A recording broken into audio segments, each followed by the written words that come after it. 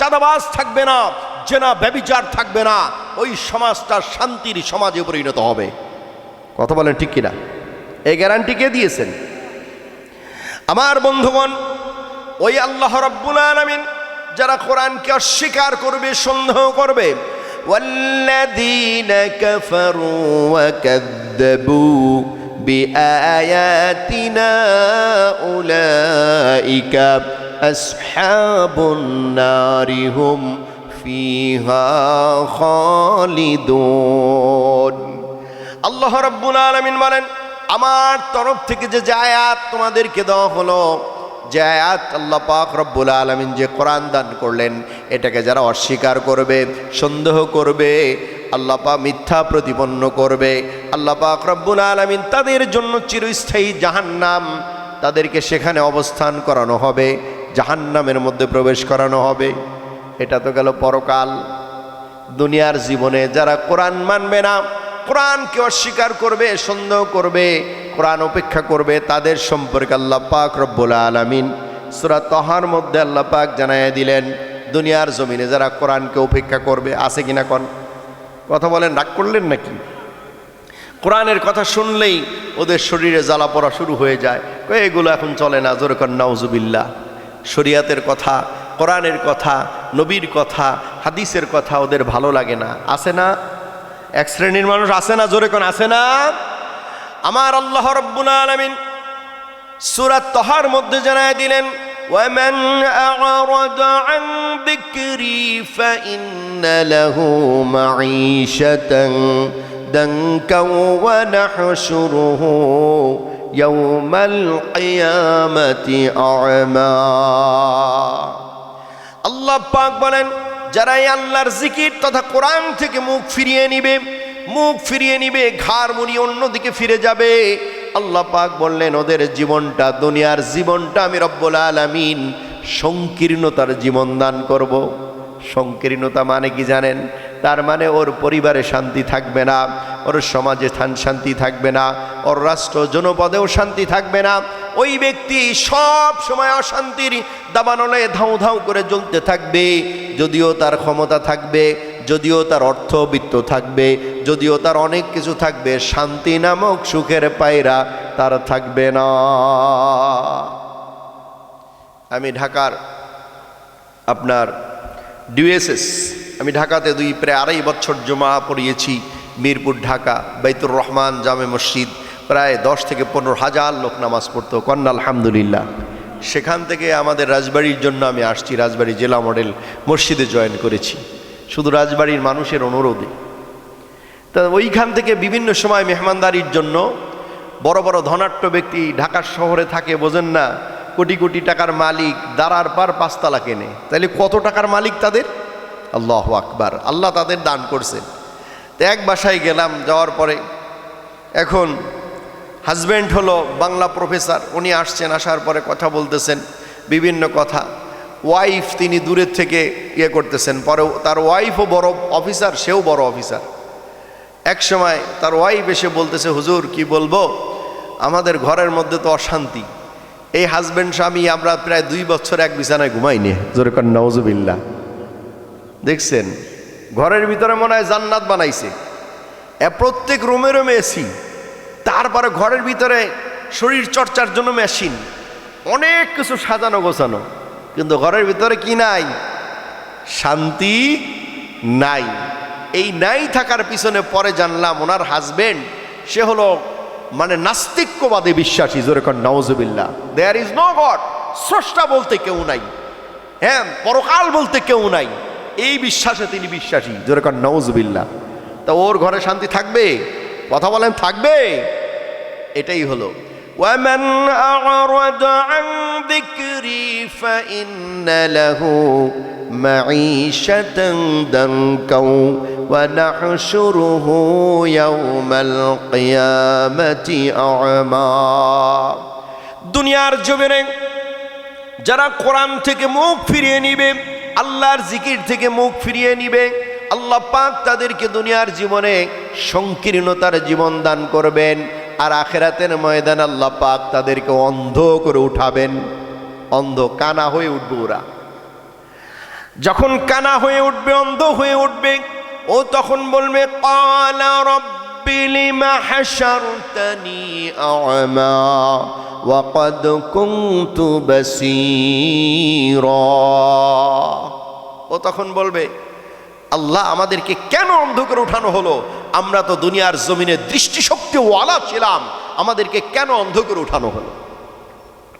আমার ভাইয়েরা, আল্লাহ রাব্বুল আলামিন বলবেন ক্বালা কাযালিকা আতাতকা আয়াতুনা ফানাসিতাহা ওয়া কাযালিকাল ইয়াউমা তুনসা।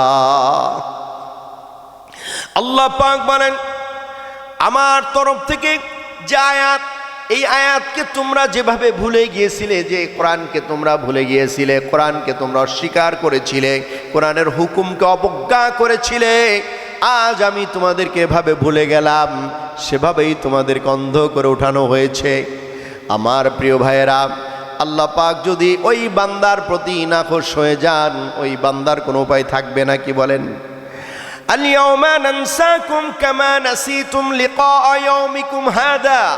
আল্লাহ পাক অন্য আয়াতে বলেন, আজ আমি তোমাদেরকে ভুলে গেলাম যেভাবে তোমরা দুনিয়ার জমিনে আমাকে ভুলে গিয়েছিলে রে বান্দা, আজ আমি তোকে সেভাবে ভুলে গেলাম।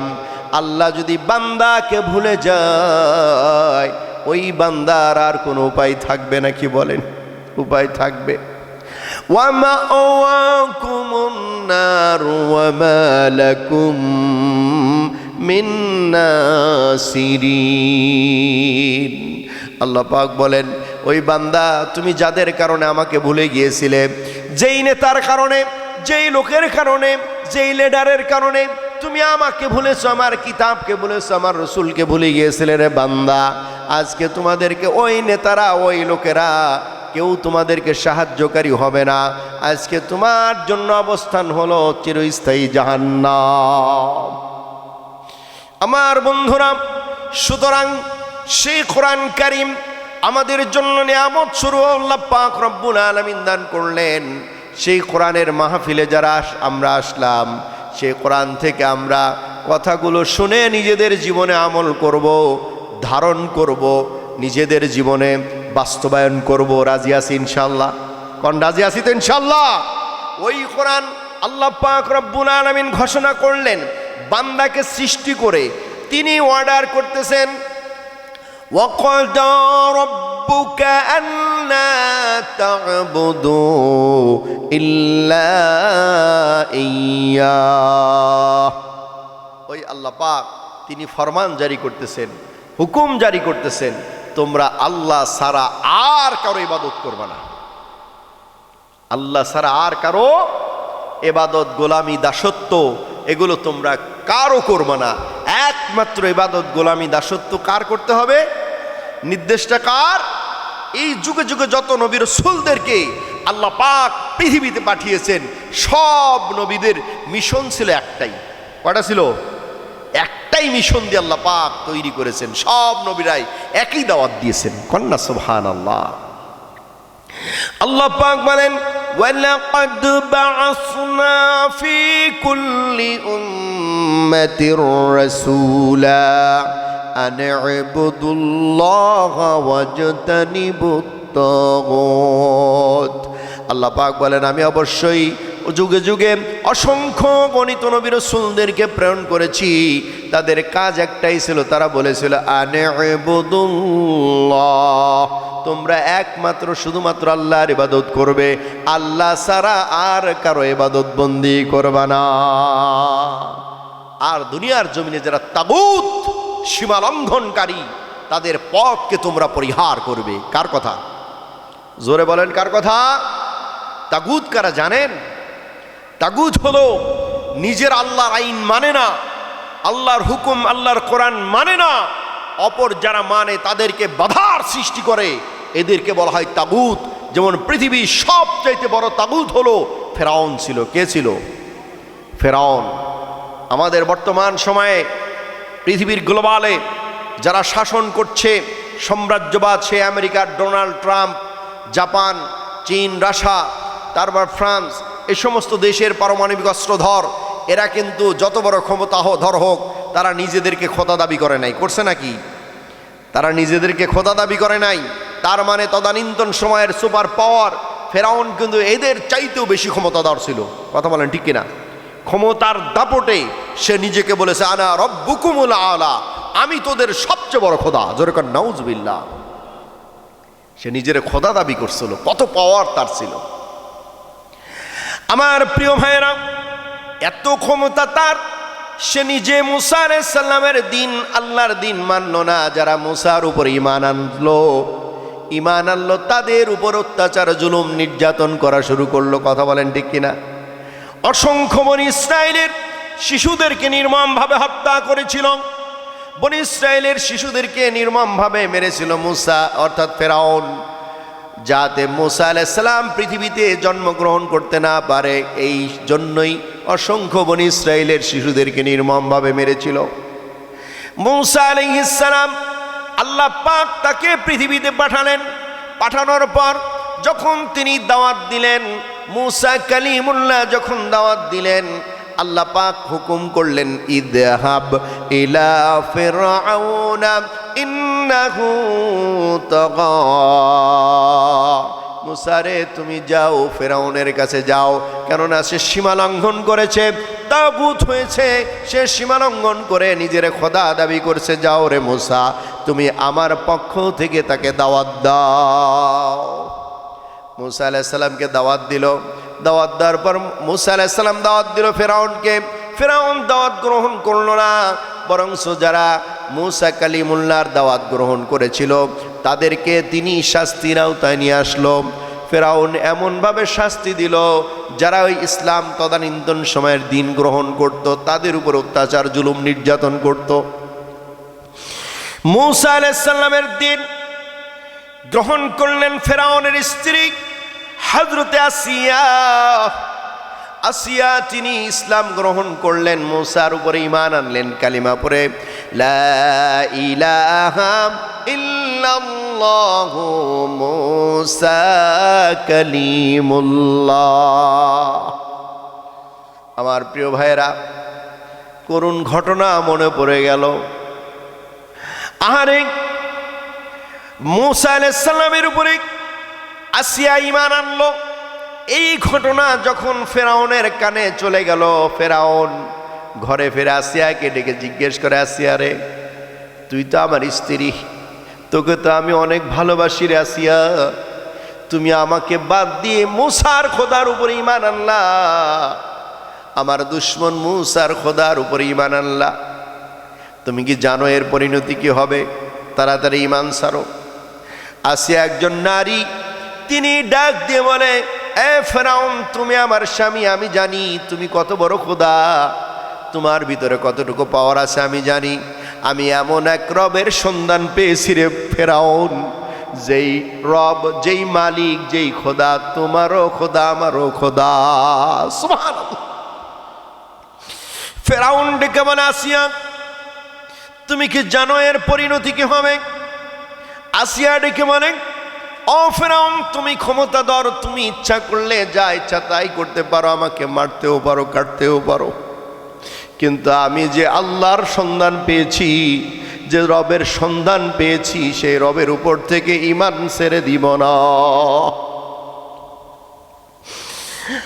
ফেরাউন ডেকে বলে, মুসা, তুমি যে খোদার দাওয়াত দাও, এই খোদার পরিচয় কি তুমি বলো?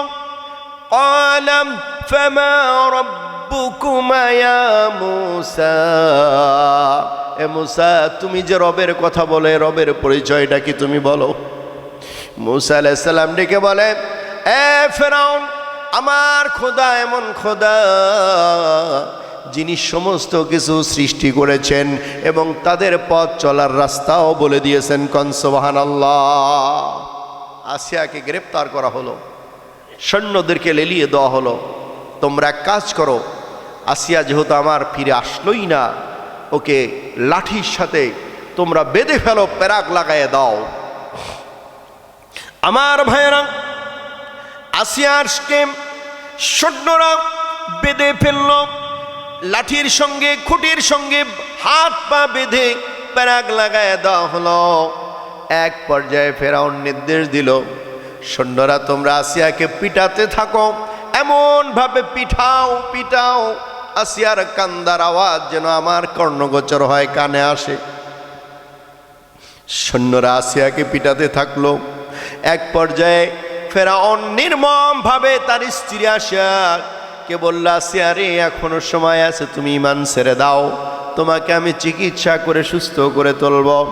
আসিয়া আসমানের দিকে তাকায় বলে, আল্লাহ, এমন কোন পরীক্ষা আমার উপরে চালাইও না যেই পরীক্ষার জন্য আমি ঈমান হারা হয়ে যাই। আমার বন্ধুরা, এবার ফেরাউনের প্রশ্নের জবাবে আসিয়া বলে, আমার জীবন যদি চলেও যায় রে ফেরাউন, আমি মূসার খোদার উপর থেকে, মূসার আল্লাহর উপর থেকে ঈমান ছেড়ে দিব না। ফেরাউন এবার সৈন্যদেরকে বলল, আসিয়ার পর্ণের থেকে পোশাকটা খুলে ফেলো। এবার পোশাক খুলে ফেলে ওকে পিটাতে থাকো। পিটাতে পিটাতে কোন কিতাবের মধ্যে লেখা হয় আসিয়ার উপরে বড় একটা পাথর উঁচু করে ধরল। ধরার পরে বললে, আসিয়া রে, তুমি যদি ঈমান না ছেড়ে দাও, পাথরটা দিয়ে তোমাকে হত্যা করা হবে। আসিয়া আকাশের দিকে তাকায় ডেকে বলে, আল্লাহ আল্লাহ, এমন কোনো পরীক্ষা দিও না যেই পরীক্ষার জন্য আমি ঈমান হারা হয়ে যাই। আল্লাহ ডেকে বলে, ও জিবরাইল, ফেরাউন আমার আসিয়াকে মারতেছে, জিবরাইল তুমি যাও, আমার জান্নাতুল ফেরদাউসটা নিয়ে আসিয়ার কাছে চলে যাও, আসিয়ার চোখের সামনে তুলে ধরো। আসিয়া আমার জান্নাতের দিকে তাকায় মুস্কি মুস্কি হাসবে। এই মুহূর্তে আজরাইল তুমি তার জান রুহুটাকে জান্নাতে নিয়ে তুমি জান্নাতে পৌঁছেই দিবা। আল্লাহু আকবার। এদিকে ফেরাউন উপর থেকে পাথর নিক্ষেপ করতেছে, আর আসিয়া মুস্কি মুস্কি হাসতেছে। পাথর মারতেছে আর আসিয়া মুস্কি মুস্কি হাসতেছে। হাসতে হাসতে কোন সময় রুহুটা বের হয়ে জান্নাতের মেহমান হয়ে গেছে। ফেরাউন বুঝতেও পারে নাই, আসিয়াও বুঝতেও পারে নাই। জোরে কান আল্লাহু আকবার। আসিয়া খেলে প্রেমের খেলা, আসিয়া খেলে প্রেমের খেলা, ফেরাউন দেয় তার কত জ্বালা। আল্লাহ কহি বান্দি সবুর করো,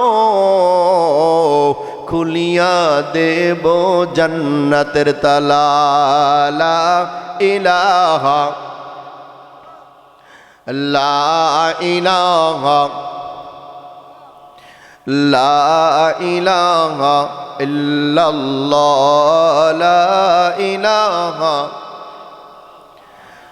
লা ইলাহা ইল্লাল্লাহু মুহাম্মাদুর রাসূলুল্লাহ। আমার বন্ধুরা, কিয়ামত পর্যন্ত ফেরাউনের প্রেতাত্মারা থাকবে কিনা কোন কথা বলেন না কেন?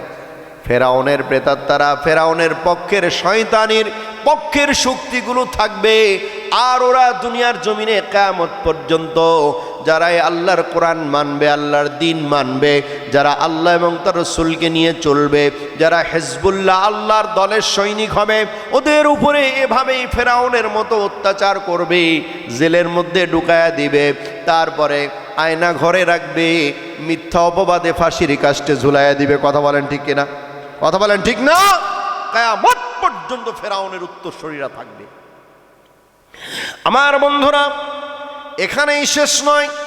ফেরাউনের ঘরে একজন কাজের মহিলা, এই পৃথিবীতে 4টি শিশু সন্তান মায়ের স্তনের দুধ পান করা অবস্থায় কথা বলেছিল। তন্মধ্যে একটা সন্তান হলো ফেরাউনের কাজের মহিলা, ফেরাউনের বাড়ির কাজের লোক, যার নাম কিতাবের মধ্যে তাফসীরের মধ্যে লেখা হয়েছে মাশেতা। কি নাম? মাশেতা নামক মহিলা। এই মহিলাও মূসার উপর ঈমান এনেছিল। কোন সুবহানাল্লাহ। হঠাৎ করে একদিন ফেরাউনের ঘরে তার কন্যার চুল, মাথার চুল আশ্রাচ্ছে, শিরোনিটা পড়ে গেছে, জবান দিয়ে আল্লাহর তাসবিহ বের হয়ে গেছে, কন্যা সুবহানাল্লাহ। এখন মেয়ে বলতেছে, তুমি কার নাম বললা? এই পৃথিবীতে তো এখন খোদা হলো আমার বাবা ফেরাউন, তুমি কার নাম বলতেছো?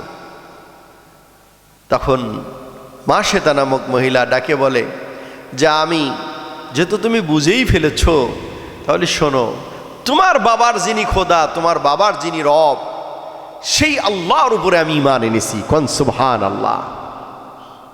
কয় তুমি জানো এর পরিণতি কি হবে? কয় জানি।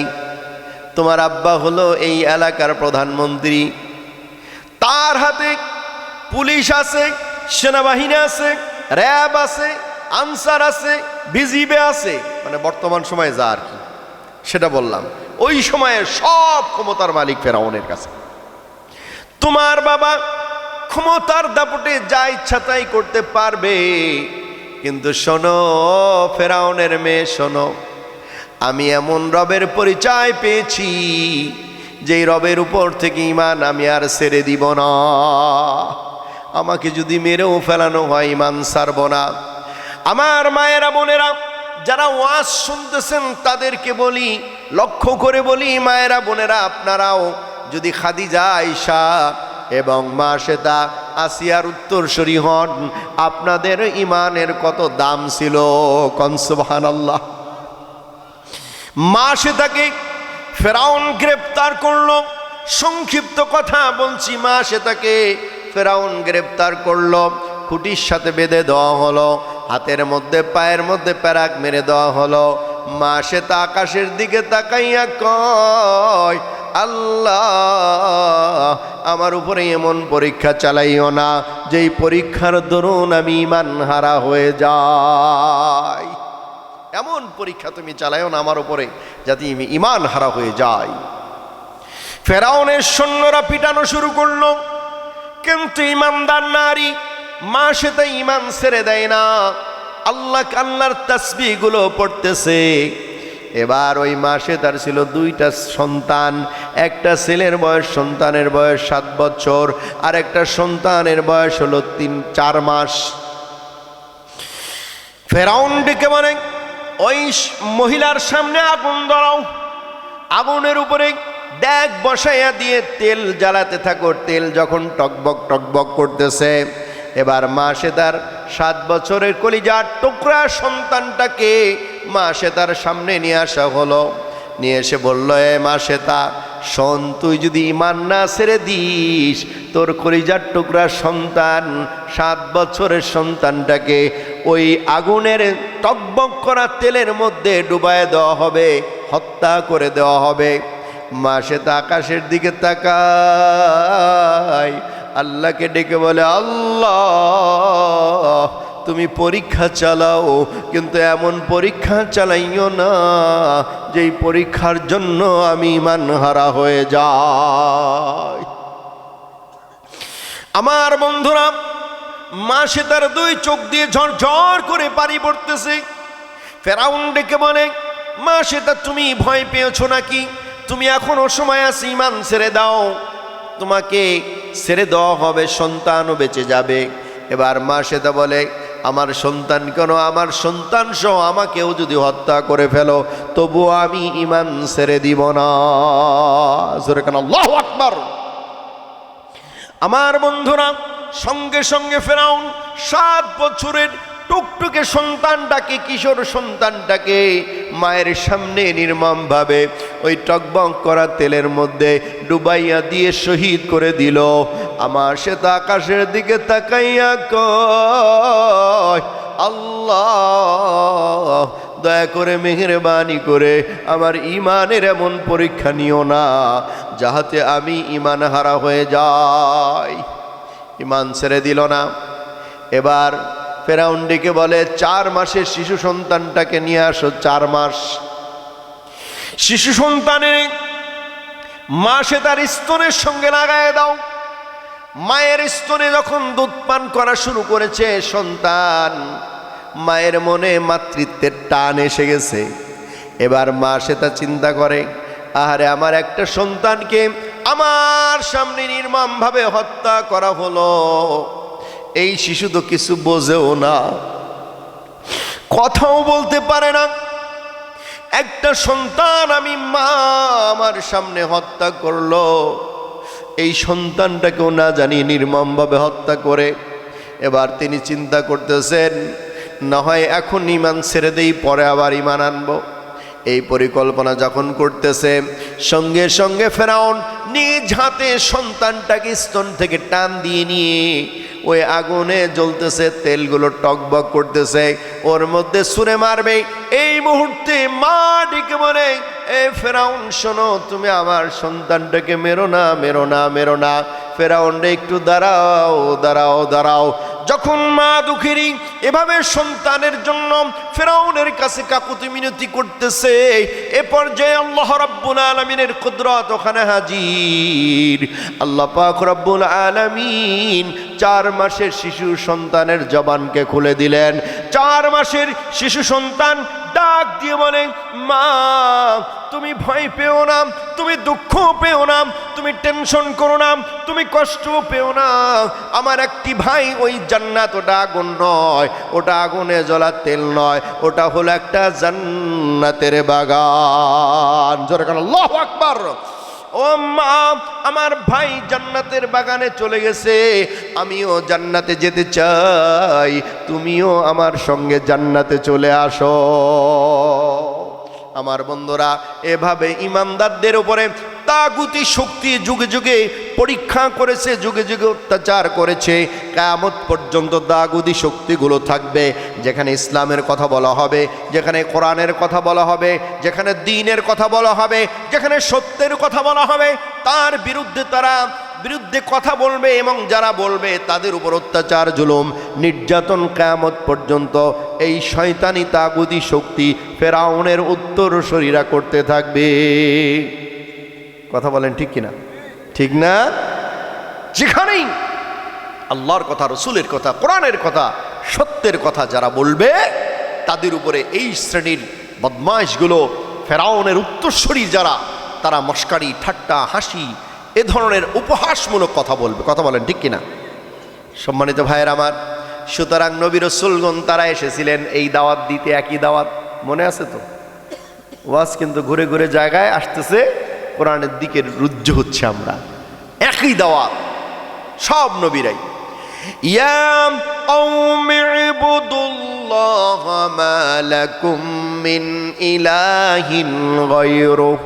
হে আমার জাতিরা, হে আমার কওমেরা, তোমরা এক আল্লাহর ইবাদত করবে, আল্লাহ ছাড়া আর কারো গোলামি করবে না। সুবহানাল্লাহ বলেন। আমাদেরকে সৃষ্টিও করা হয়েছে এই জন্যই, নাকি বলেন? ওয়ামা খালাকতুল জিন্না ওয়াল ইনসা ইল্লা লিয়াবুদুন। আমি জিন আর মানুষকে তৈরি করেছি শুধুমাত্র আমার ইবাদতের জন্য। সুবহানাল্লাহ বলেন। তাহলে ইবাদত, গোলামি, দাসত্ব কার হবে? সম্মানিত ভাইয়ের আমার, ইবাদত এর সবচেয়ে বড় নমুনা হলো সালাত আদায়ের মাধ্যম দিয়ে। কি আদায়ের মাধ্যম দিয়ে? আমি যে আল্লাহর গোলাম, এর বহিঃপ্রকাশ হবে কিসের মাধ্যম দিয়ে? নামাজ আদায়ের মাধ্যম দিয়ে, সালাতের মাধ্যম দিয়ে। সত্য বন্দেগী একমাত্র কার হবে? সে ইবাদতের সবচেয়ে বড় নমুনা হলো সালাত। কি? নামাজ আদায়ের মাধ্যম দিয়ে। নামাজ আদায়ের মাধ্যম দিয়ে সে রুকু করে, সেজদা করে। রুকু আর সেজদা এর মাধ্যমে সে যে আল্লাহর গোলাম, এর বহিঃপ্রকাশ ঘটায়। কন্যা সুবহানাল্লাহ। তা রুকু সেজদার মালিক কে বলেন তো? এই যে আমরা ইবাদত করি, আমার হিন্দু ভাইয়েরা আছেন, তারা মাটির বানানো মূর্তির ইবাদত করেন, তাদের ধর্ম তারা পালন করেন, ঠিক না? যারা মাজারে সেজদা করে, কবরে করে, তারপরে গাছের করে, মূর্তিরে করে, কত কিছুর ইবাদত করে মানুষগুলো। আল্লাহ পাক কি বলছেন জানেন? বান্দারে, তুমি যেটার ইবাদত করো, এ বান্দা, তুমি কি দেখো না ওটাও তো তোমার মতো আমারই গোলাম। এই পৃথিবীতে যা আছে সব গোলামি করে কার? জোরে কোন, কার গোলামি করে? গাছ কার কথা মানে? সমুদ্র কার কথা মানে? চন্দ্র, সূর্য, গ্রহ, নক্ষত্র, এই পৃথিবীতে যা সৃষ্টি আছে সব একমাত্র আল্লাহর হুকুম মেনে চলে। কন্যা সুবহানাল্লাহ। ইচ্ছাই হোক আর অনিচ্ছাই হোক, তারা একমাত্র কার হুকুম মানে? أفغير دين الله يبغون وله أسلم من في السماوات والأرض طوعا وكرها وإليه يرجعون আল্লাহ রাব্বুল আলামিন বলেন, বান্দা তোমরা আল্লাহর দিনকে বাদ দিয়ে কোন মতাদর্শ, কোন দিন, কোন পথ তোমরা অন্বেষণ করো, অথচ আসমান এবং জমিনের মধ্যে যা কিছু আছে, ইচ্ছাই হোক আর অনিচ্ছাই হোক, একমাত্র আল্লাহর হুকুম তারা মেনে চলছে। কন্যা সুবহানাল্লাহ। আমার বন্ধুরা, চন্দ্র, সূর্য, গ্রহ, নক্ষত্র কার হুকুম মানে? লাশ-শামসু ইয়ানবাগি লাহা আন তুদরিকাল কমারা ওয়ালাল লাইলু সাবিকুন নাহার ওয়া কুল্লুন ফি ফালাকিন ইয়াসবাহুন। চন্দ্র পারে না সূর্যকে ধরিতে, সূর্য পারে না চন্দ্রকে ধরিতে। গ্রহ, উপগ্রহ, নক্ষত্র রাজি সব কিছু নিজ নিজ কক্ষপথে তারা পরিভ্রমণ করছে, একমাত্র আল্লাহর হুকুম মেনে, আল্লাহর আইন মেনে। সুবহানাল্লাহ। সমুদ্র কার হুকুম মানে? জোরে কন। মারাজাল বাহরাইনি ইয়ালতাকিয়ানি বাইনাহুমা বারযাখুন লা ইয়াবগিয়ান ফাবিআইয়ি আলা'i রাব্বিকুমা তুকাযযিবান। আল্লাহ রাব্বুল আলামিন দুই দরিয়া আল্লাহ পাকের অর্ডার মেনে দুই দরিয়া দুই দিক দিয়ে প্রবাহিত হচ্ছে, একটার সঙ্গে আরেকটা মিশে যাচ্ছে না। দেখবেন একটা সাগরের পানি হলো পরিষ্কার, আরেকটার পানি ঘোলা, মাঝখানে কেউ বাদাল দেয় নাই, দুই দিক দিয়ে দুই পানি প্রবাহিত হচ্ছে কিনা কন? দেখছেন আপনারা? আবার সমুদ্রের পানিগুলো লবণাক্ত, নদীর পানিগুলো মিষ্টি, নদীর পানিগুলো গিয়ে সমুদ্রে মিশে যাচ্ছে। নদীর পানি সমুদ্রে মিশে যাচ্ছে, সমুদ্রের পানি লবণ হলো কেন? আল্লাহ কেন দিলেন? আমার বন্ধুরা, এই পৃথিবীতে যত নর্দমা, মরা গরু, মরা প্রাণী যা আছে সবগুলো দূষিত পানিগুলো সমুদ্রে গিয়ে মিলে ওইখান দিয়ে লবণ পানির মাধ্যমে সুন্দর করে পানিটাকে দূষণ মুক্ত করে আল্লাহ পাক রব্বুল আলামিন আবার বাতাসের মাধ্যমে, বায়ুরাশির মাধ্যমে তিনি মেঘমালায় বানায়া মিষ্টি পানি আবার আমাদের মাঝে বর্ষণ করেন। জোরে কান সুবহানাল্লাহ। ওয়াল্লাহুল্লাযী আরসালার রিয়াহা ফাতুসিরু সাহাবান ফাসুকনাহু ইলা বালাদিন মাইয়িতিন ফাআহইয়াইনা বিহিল আরদা বা'দা মাউতিহা কাযালিকান নুশুর। আল্লাহ পাক বলেন, তিনি সেই আল্লাহ যিনি সমুদ্রের লবণাক্ত পানিগুলোকে বায়ুরাশির মাধ্যমে মেঘমালায় পরিণত করেন। শুধু মেঘমালার বানান না, সেখানে সুন্দর করে মিষ্টি পানি বানান। মিষ্টি পানিগুলো আবার ফাটা জমিন, চৌচির পরা জমিন, শুকনা জমিনের উপরে আল্লাহ পাক বর্ষণ করেন। ওই বর্ষণ হওয়ার পরে শুকনা জমিনটা উর্বর জমিনে পরিণত হয়। তখন কৃষক ক্ষেত খামার করে বীজগুলো লাগায়, ওই বীজগুলো ওই জমিন থেকে উদ্গীবন করতে থাকে। জোরে কান সুবহানাল্লাহ। আমার বন্ধুরা, সুতরাং মানুষ হয়ে তোমরা ওই আল্লাহকে বাদ দিয়ে যে সৃষ্টির ইবাদত করো, ওই সৃষ্টিরাও তো তোমার মতো আমারই গোলাম, আমারই ইবাদত করে। ইন্নাল্লাযীনা তাদউনা মিন দুনিল্লাহি ইবাদুন আমসালুকুম। নিশ্চয়ই তোমরা আল্লাহকে বাদ দিয়ে যার ইবাদত করো, যাকে ডাকো, সেও তো তোমার মতোই আমারই গোলাম। জোরে কান সুবহানাল্লাহ। আমার ভাইয়েরা, ওই আল্লাহ রাব্বুল আলামিনের গোলামির নমুনা হলো রুকু আর সেজদার মাধ্যম দিয়ে। রুকু সেজদার মালিক কে হবেন বলেন তো? কে হবেন? আল্লাহ ছাড়া আর কারো দেওয়া যাবে? কোনো মাজারে, পীরের পায়ে, সৃষ্টির পায়ে দেওয়া যাবে? নিষেধ করেছেন কে? পিছনের ভাইয়েরা কষ্ট পাচ্ছেন নাকি? আল্লাহ পাক কোরআন কারীমের মধ্যে সূরা হজ আয়াত নম্বর ৭৭ এখানে বলেছেন রুকু সেজদার মালিক একমাত্র ইয়া আইয়ুহাল্লাযীনা আমানু রুকউ ওয়াসজুদু ওয়া'বুদু রাব্বাকুম ওয়াফআলুল খায়রা লাআল্লাকুম তুফলিহুন।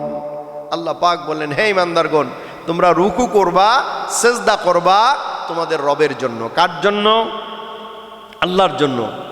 রুকু সেজদার মালিককে?